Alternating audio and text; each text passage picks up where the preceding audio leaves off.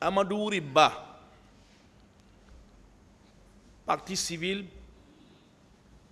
devenu Premier ministre plus tard,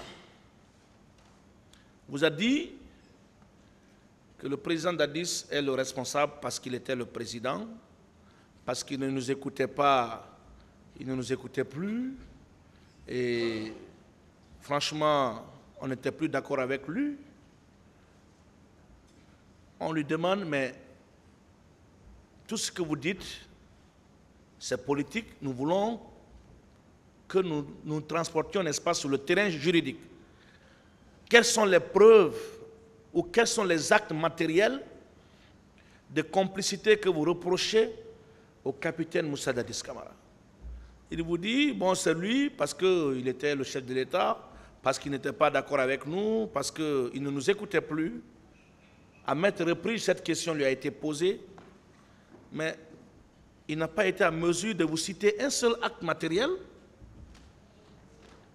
qui vous permettrait, n'est-ce pas, de considérer que la complicité pourrait être établie à l'encontre du capitaine Moussa Dadis Camara, sans oublier au passage qu'il a renié ces déclarations tenues par devant le pôle de l'instruction le 4 avril 2011, et il a justifié cette variation par le fait que les choses ont évolué avec le déroulement du procès. Après avoir entendu Toumba parler ici, il a compris qu'il s'était trompé pour accuser Toumba. C'est encore à l'honneur de la défense de Toumba d'en faire une bonne exploitation. Donc, sa version a évolué parce qu'il a suivi le débat. Ce qui veut dire, ce qu'il avait dit auparavant n'était pas la vérité. Vous en tirerez toutes les conséquences de droit. François Lonsenifal, à la recherche d'une publicité politique, simplement parce que ce procès était à l'époque très suivi, ce procès avait captivé l'attention presque de la plupart des Guinéens. Il faut venir, n'est-ce pas, se faire une virginité politique, récolter de la sympathie, n'est-ce pas, de la population et lancer sa formation politique. Lui aussi, il est venu ici pour parler des réunions qui auraient eu lieu le 27 septembre 2009. On lui a demandé de rapporter la preuve de la tenue de cette réunion. Il n'a pas été en mesure de le faire. Il a parlé, n'est-ce pas, de l'existence de fosses communes au camp Alpha Yaya Diallo et Imbaya. On lui a demandé également de rapporter la preuve de cette déclaration. Il n'a pas été en mesure de le faire. Sur ces fosses sceptiques, je vais y revenir quand je vais commencer à critiquer les affabulations de M. Mandian Sidibé. Il a dit qu'il a été détenu. Et quand on déclare avoir été détenu, cela suppose au préalable qu'il a été arrêté quand même. Je lui ai posé cette question, il n'a pas été en mesure de donner une réponse satisfaisante. Qui l'a arrêté? Ce n'est quand même pas Toumba. Parce que lui-même a dit que Toumba l'a sauvé. Et c'est Toumba qui l'a déposé à l'hôpital. Comment une personne qui vous a arrêté peut vous déposer à l'hôpital? Comment vous pouvez parler d'arrestation alors que c'est vous-même qui venez défendre cette personne-là? Puisque c'était de Toumba, il a dit que lui n'a rien fait. Mais derrière, c'est le capitaine Moussa Dadis Camara. Quelle incohérence. Monsieur le Président, il y a un certain Alpha Amadou Baldé, né en 1977, qui a parlé ici, qui a parlé de ce qui se serait arrivé ou ce qui se serait passé au camp. Il a parlé du colonel Tcheboro.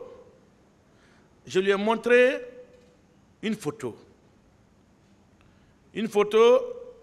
dans laquelle il n'a pu identifier ni le bâtiment de la présidence, ni le bâtiment de Tcheboro. Moi qui vous parle, je n'ai jamais mis pied au camp pendant cette époque.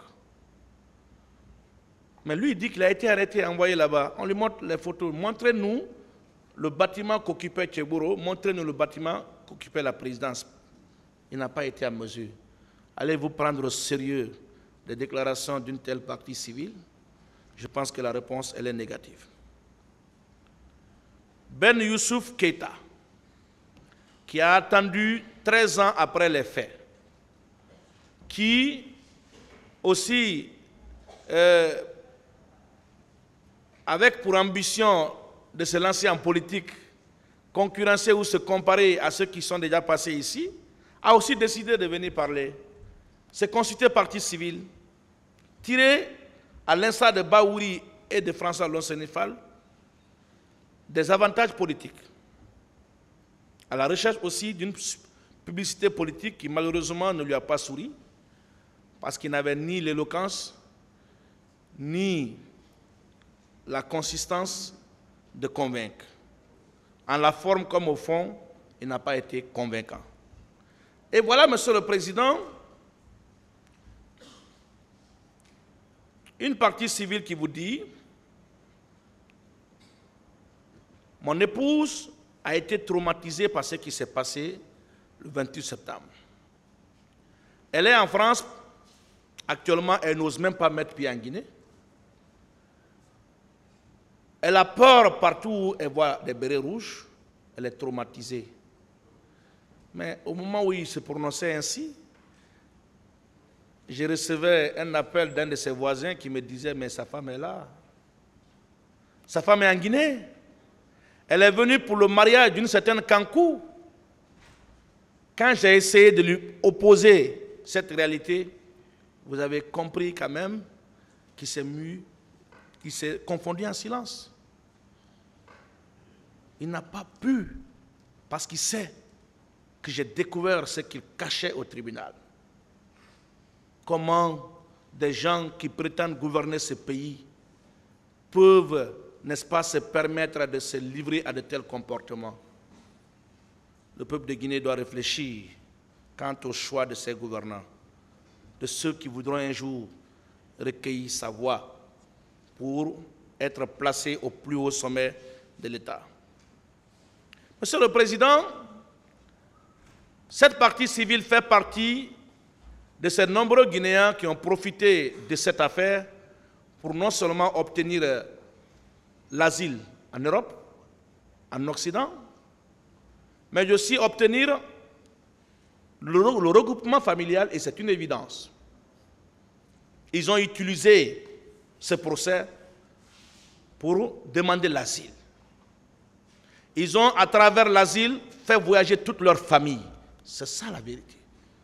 Et comme si cela ne suffit pas, ces mêmes reviennent ici tenter de vous induire en erreur. Je pense que vous êtes suffisamment mûrs, avisés pour succomber à de telles affabulations. Monsieur le Président,